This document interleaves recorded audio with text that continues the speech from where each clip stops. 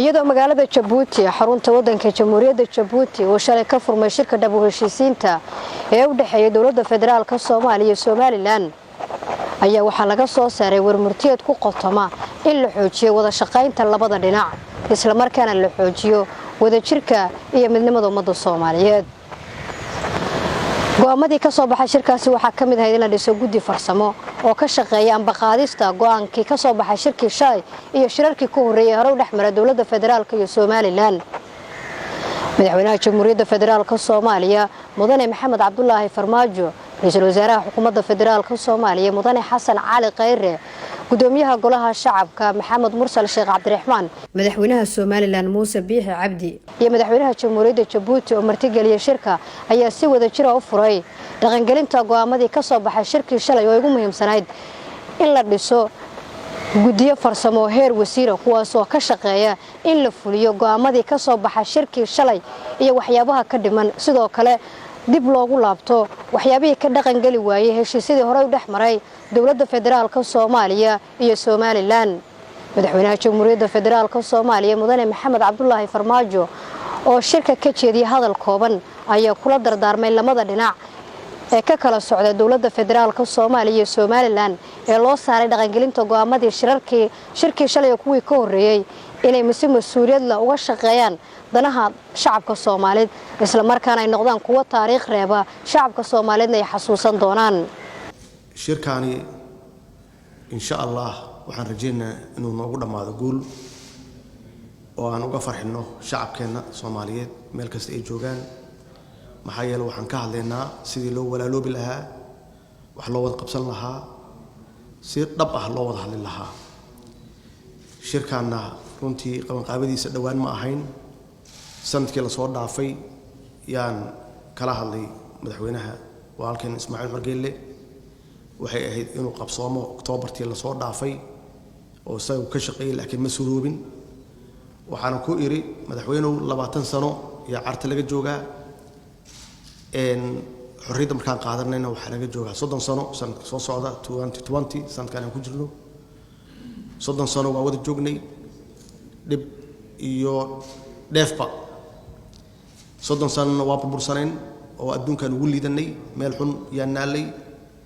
caruurteena waxay ahayn caruurta ugu fursad xun ama ugu mustaqbalka xun caalamka adduunka.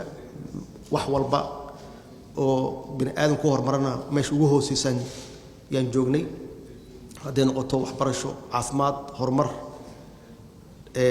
maalgashi, wax kasta oo bini aadam ku horumari karo.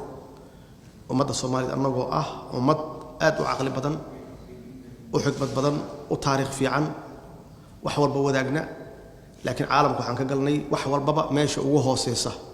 wax kalena ma aha, waa go'aanka madaxda ay qaadatay weeye oo taariikhda galaya hadda iyo mustaqbalkaba. marka in si geesinimo leh loo wajaho xaqiiqda dhabta ah loo wada hadlo. walaalkay Ismaaciil Cumar Geelle waa ka dhabeeyay inaan ka wada hadalno 30 sano soo socda xagee tageynaa.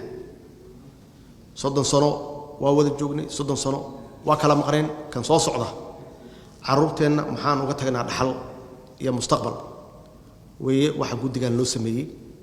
marka la wada hadlo oo la wada fariisto oo la heshiiyo go'aan la qaato, waxa la rabaa go'aankaas iyo heshiiskaas cidii fulin lahayd waa idinka. ummadda Soomaaliyeedna meel kasta joogto ishayna ku haysaa meeshaad u kaxaysaan haddaad tihiin guddiga farsamada. haddaad barwaaqo iyo nabad u kaxaysaan iyo haddaad meel kale u kaxaysaanba, annagu waan siinay kalsoonideenna. dadkii ugu aqoonta badnaa baa tihiin Soomaaliya ama meel kasta Soomaaliya joogto, dadkii ugu aqoonta badnaa baa tihiin. waxaa loo baahan yahay inaad mustaqbalkeen hadda aanin waqti hadda joogaan idinka fakerin, aad ka fakertaan 30 sano soo socda caalamka xagee ka galeynaa, xagee caruurta ilaa waa tageynaa kulligeen ma wada joogeynay.